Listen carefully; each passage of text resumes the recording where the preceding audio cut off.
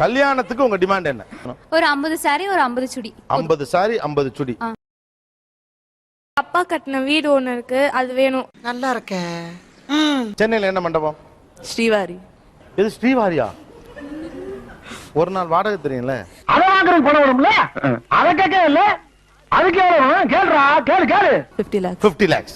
கல்யாணம் கிராண்டா பண்ணா போதும். இப்ப கல்யாணம் கிராண்டா பண்றப்ப பொண்ணுக்கு நகை நட்டு எல்லாம் கிராண்டா தானே? அதுதான் சார், எல்லாமே அதுலயே வந்துரும். ஓ, இது வேற ஐடியாமா? என்ன ஒரு புத்திசாலித்தனம். வீட்டுக்கு தேவையான திங்ஸ் எல்லாம் அப்படின்னா ஃப்ரிட்ஜ், வாஷிங் மிஷின். இப்ப அதெல்லாம் இருக்குமே எங்க? சப்போஸ் நான் தனி கொடுத்தனா அந்த மாதிரி போறதா இருந்தா. உங்க மாமனார் மாமியார்லாம் ஐயோ, கல்யாணம் ஆன உடனே அந்த சனியன்களை துரத்தி விட்டுட்டு நானும் என் புருஷனும் சந்தோஷமா இருக்கோம்பா. நல்ல மனசுமா, அப்படித்தான் இருக்கணும். கார், கார், வீடு, வீடு, கோல்டு 50 பவுண்ட். அப்புறம் எங்க அம்மா போட்ட சாரீஸ் அப்படியே எனக்கும் வேணும். போதும் லிஸ்ட் பெருசா போய்கிட்டு இருக்கு. நீங்க இருக்கிற வீடு உங்களுக்கு இப்ப இருக்க வீடு எனக்கு வேணும். அது ஏன் இப்ப இருக்க வீடே வேணும் அவ்வளோ? சார் இப்ப இருக்கிறது வந்து மெயின்ல இருக்கு சார். கீழே கமர்ஷியலுக்கு விட்டுருக்காங்க, ரெண்ட் நிறைய வரும். நான் வேலைக்கே போகாம உட்காந்து சாப்பிடலாம். ஏமா இதெல்லாம் ஒரு பொண்ணாம்மா? என்னம்மா இப்படி இருக்கீங்களம்மா? நான் வருஷத்துக்கு ஒரு saree கட்டினா அது அடுத்த அந்த வருஷத்துல இன்னொரு வாட்டி ரிப்பீட்டே ஆக கூடாது. அந்த மாதிரி எனக்கு ஃபுல்லா 365 நாளுக்கும் 365 saree வேணும். ஆதாரி சிரிக்கி கர்ம முத திருடா வந்தா உலகத்துல ஒவ்வொருத்தரும் ஒரு ரூட்ல திருடீங்களா இருக்கீங்களே. சரி, இதெல்லாம் புருஷன்கிட்ட இலக்கமா கேட்கணும். அப்பா அம்மா கிட்ட கேட்கலாம் சார். எதுக்கு சார் இன்னொருத்தங்க கிட்ட போய் நம்ம இது பண்ணிக்கிட்டு? இன்னொருத்தர போயா?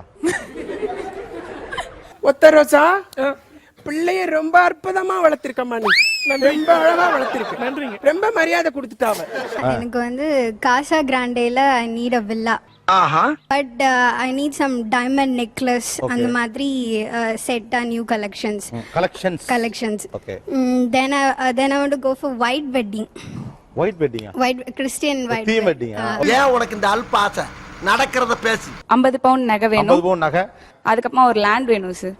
லேண்ட் ஒன்னு வேணும். ஆமா சார். இருக்கா இல்ல வாங்கி கொடுக்கணுமா? ஆல்ரெடி அம்மா சேர்த்து வச்சிருக்காங்க. ஓகே. அந்த லேண்ட் தான் வேணும். அந்த லேண்ட் அண்ணனுக்கு கொடுத்துற கூடாது. என்ன கொடுமை சரவணன்.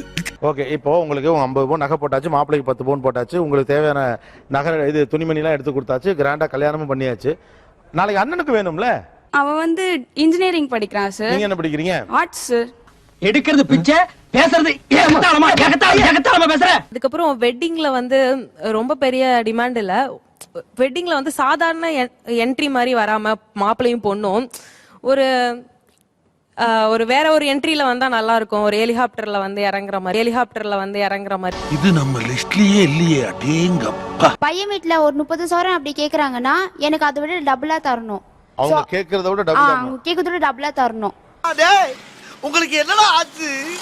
ஏன்டா உங்க புத்தியெல்லாம் அப்படி போய்கிட்டு இருக்கு? சண்டாளங்களா. இப்போ நீங்க வீடு வேணும்னு கட்டாயமா இப்ப டிவில பேசுறப்ப, இது டிவில வரப்ப உங்க தங்கச்சி கேட்கல எப்படி இருக்கும்? அது அவ தனியா வீட்ல எது அது அவ பிரச்சனை. நான் என்னால முடிஞ்சதை பிச்சுக்கிட்டு போயிடுறேன், உன்னால முடிஞ்சதை நீ பாத்துக்க. இந்த மாதிரி ஒருத்தர் இருக்கிறது சரி, ஊருக்குள்ள 10 முகமூடு கொள்ளக்காரர் இருக்கிறது சரி. நீங்க அந்த வீட்லயே இருங்க, அந்த வீட்டை விட்டு போங்கன்னா நான் சொல்ல மாட்டேன். அது என் பேர்ல ரெஜிஸ்டர் பண்ணிடுங்க, அது என் பேர்ல இருக்கட்டும். சரி, அண்ணன் தான் எடுத்துக்கிட்டுமே, மனசு உனக்கு விட்ட வேண்டியதுதானே? அவ்வளவு பெரிய மனசு இல்லம்மா எனக்கு. இவ்வளவு கேவலப்பட்ட ஒரு பொழப்பு தேவையா? உங்களுக்கு குடும்பம் நல்லது கெட்டது தெரியும் தானே? கண்டிப்பா சார். உங்களுக்கு ஒரு 80 பவுன் போட வேண்டிய சூழ்நிலையில தான் கல்யாணம் பண்ணணும்னா உங்க அம்மா அப்பா எவ்வளவு கடனாளி ஆவாங்கன்னு உங்களுக்கு தெரியுமா தெரியாதா? எவ்வளவு கடனாளி ஆவாங்க? அந்த கடனை கட்ட அவங்க எவ்வளவு ஒர்க் பண்ண வேண்டியிருக்கும், அல்லது எவ்வளவு சிரமப்பட வேண்டியிருக்கும்? லோன் எடுத்து சொல்லுங்க. லோன் எடுத்து தான் பண்ணுங்கிறீங்க. கடனாளி ஆனா பரவாயில்லையா? என் தம்பி இருக்கான், அவன் சம்பாரிச்சு கட்டிப்பான் சார்.